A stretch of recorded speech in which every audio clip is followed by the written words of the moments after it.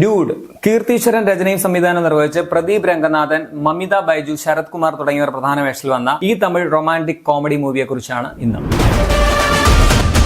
ഇത് അഗൻ കുറൽ ഈ രണ്ടുപേരുടെയും കഥയാണ്. ചെറുപ്പം മുതൽ ഒരുമിച്ച് വളർന്നവരാണ് അവര്. അതിലൊരാൾക്ക് മറ്റൊരാളുണ്ടാകുന്ന ഫീലിംഗ്സും തുടർന്ന് നടക്കുന്ന സംഭവങ്ങളുമാണ് ഈ സിനിമ പറയുന്നത്. ഒറ്റ വാക്കിൽ ഒരു one time watch rom com ആണ് ഈ സിനിമ. ചുമ്മാ ഇങ്ങനെ കണ്ടിരിക്കാം, ഒരു കംപ്ലീറ്റ് എന്റർടൈനർ ആണെന്ന് പറയാം. ഇനി അങ്ങോട്ട് ഞാൻ പറയുന്ന കാര്യങ്ങളിൽ ചെറിയ സ്പോയിൽ ഉണ്ടാകാനുള്ള സാധ്യത ഉണ്ട് കേട്ടോ. സത്യം പറഞ്ഞാൽ ഈ പടം കണ്ടുകൊണ്ടിരുന്നപ്പോൾ ഇന്റർവെൽ കൊണ്ട് തന്നെ ഒരു ഫുൾ സിനിമ കണ്ടു തീർത്ത പോലെയുള്ള ഒരു പ്രതീതിയാണ് ഉണ്ടായത്. ഒരുപാട് കാര്യങ്ങൾ അത്രയും നേരം കൊണ്ട് തന്നെ കാണിച്ചിട്ടുണ്ടായിരുന്നു. ഒരു 90കളുടെ അവസാനവും 2000ങ്ങളുടെ തുടക്കത്തിലും ഒക്കെ ട്രെൻഡിങ് ആയിരുന്ന ഹിന്ദി, തമിഴ്, കുറേയേറെ മലയാളത്തിലും സിനിമകളിലൊക്കെ പ്രധാന വിഷയങ്ങൾ ഒന്നായിരുന്നു ഈ തേർഡ് വീലിംഗ് എന്നൊരു പരിപാടി. അതായത് പ്രണയത്തിൽ ഉണ്ടാകുന്ന ഒരു കാര്യമാണ്. ഇതാണ് ഈ സിനിമയിലും ഉള്ളത്. പക്ഷെ പഴയ സിനിമകളിലൊക്കെ അത് കുറച്ചുകൂടി നന്നായിട്ട് ഇമോഷണലി വർക്ക് ആയിട്ടുണ്ടായിരുന്നു. ഇവിടെ കുറച്ച് കോംപ്ലിക്കേറ്റഡ് ആയിട്ടാണ് എനിക്ക് ഫീൽ ചെയ്തത്. പിന്നെ പറയുകയാണെങ്കിൽ തന്നെ ഈ അല്ലു അർജുന്റെ ആര്യ ഫ്രാഞ്ചൈസിൽ വന്ന ഒരു മൂന്നാമത്തെ പടമാണിത് എന്ന് വേണമെങ്കിൽ പറഞ്ഞാലും തെറ്റില്ല. അതേ പാതയിൽ തന്നെ സഞ്ചരിക്കുന്ന ഒരു കഥയാണ് ഇതിലും ഉള്ളത്. കുറെ കാര്യങ്ങൾ കുറച്ച് എക്സ്ട്രീം ലെവലിൽ വരെ പോയിട്ടുണ്ട് എന്ന് മാത്രം. കുറെ കഴിഞ്ഞപ്പോ എനിക്ക് Kalyan രാമനിലെ Innocent dialogue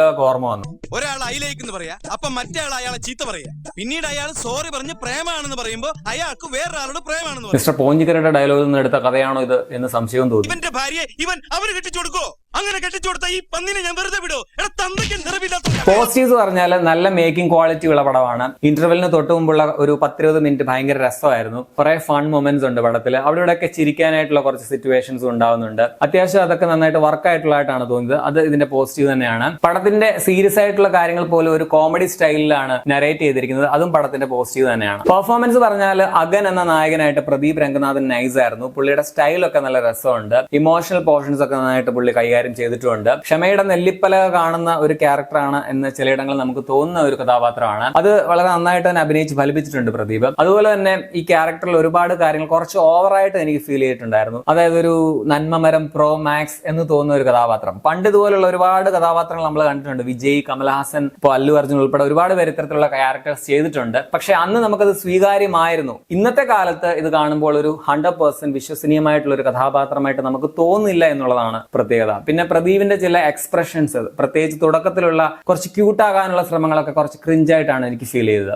കുറലായിട്ട് Mamitha Baiju decent performance ആയിരുന്നു. ആദ്യം ഇഷ്ടവും ഒരു ഘട്ടം എത്തുമ്പോൾ നമുക്ക് ദേഷ്യവും പിന്നെ വീണ്ടും ഇഷ്ടവും ഒക്കെ തോന്നുന്ന ഒരു ക്യാരക്ടറാണ്. മൊത്തത്തിൽ ഈ പടത്തിന്റെ കഥയും കഥാപാത്രങ്ങളും ഇതിന്റെ സിറ്റുവേഷൻസും എല്ലാം ഇതുപോലെ കുറച്ച് കോംപ്ലിക്കേറ്റഡ് ആണെന്ന് പറയാം. അധിയമാൻ അഴകപ്പനായിട്ട് ശരത് കുമാർ കിടുവായിരുന്നു. ആ ക്യാരക്ടറിനോട് നമുക്ക് എന്ത് ഇമോഷൻ തോന്നുമോ അത് കൃത്യമായിട്ട് നമുക്ക് തോന്നുന്ന വിധത്തിൽ പുള്ളി കിടുവായിട്ട് തന്നെ അത് അവതരിപ്പിച്ചിട്ടുണ്ട്. പാരിയായിട്ട് വന്ന ഹൃദു ഹരുൺ ഓക്കെ ആയിരുന്നു. രോഹിണി, മേഘ ഷെട്ടി, ഐശ്വര്യ ശർമ്മ തുടങ്ങിയവരും പടത്തിലുണ്ട്. സിനിമയുടെ ക്യാമറ എഡിറ്റിംഗ് ഒക്കെ കൊള്ളാം. പടം നല്ല കളർഫുൾ ആണ്. നികേഷ് ബൊമ്മിയാണ് സിനിമയുടെ DOP. ഭരത് വിക്രമനാണ് എഡിറ്റിംഗ്. പടത്തിന്റെ മെയിൻ ഹൈലൈറ്റ് ഇതിന്റെ മ്യൂസിക് തന്നെയാണ്. സായി അഭ്യങ്കറിന്റെ പാട്ടും ബാക്ക്ഗ്രൗണ്ട് സ്കോറും കൊള്ളാമായിരുന്നു. പ്രത്യേകിച്ച് നമ്മൾ കാണുന്ന വിഷ്വലുകൾ കൊണ്ട് നമ്മളെ വലിയ ഇമോഷൻസ് വരുത്താത്ത ഭാഗത്ത് പോലും ആ ഊരും ബ്ലഡ് എന്ന സോങ്ങിലെ ഒരു വൈറലായുള്ള പോർഷൻ ഉണ്ടല്ലോ, അതുകൊണ്ട് ഇമോഷൻസ് നന്നായിട്ട് കൺവേ ചെയ്യാനായിട്ട് നന്നായിട്ട് സഹായിച്ചിട്ടുണ്ട്.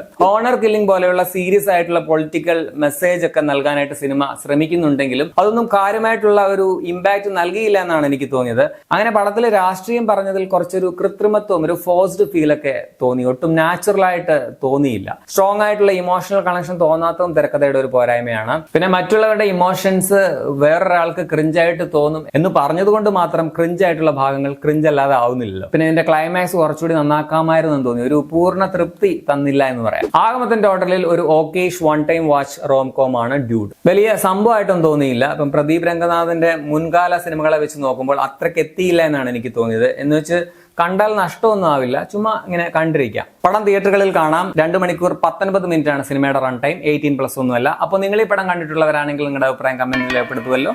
ശരിയാണ്.